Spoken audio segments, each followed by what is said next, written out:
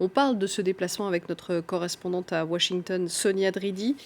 Sonia, ce sont deux Amériques différentes qui s'exposent à Kenosha avec les deux candidats.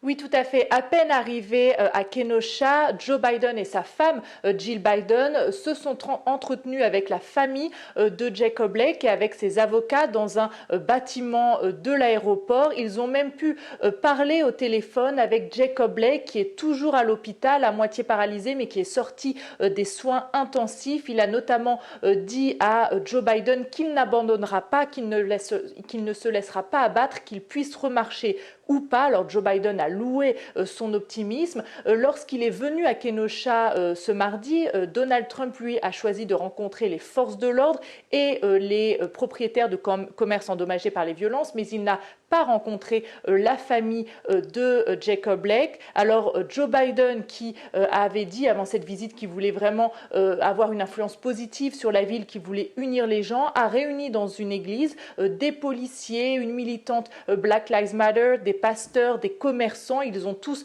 discuté ensemble. Il y a eu un moment assez émouvant lorsque la militante de Black Lives Matter a dit à Joe Biden: nous sommes en colère, nous sommes fatigués. Si j'étais ces officiers qui commettent des crimes, je serais déjà en prison.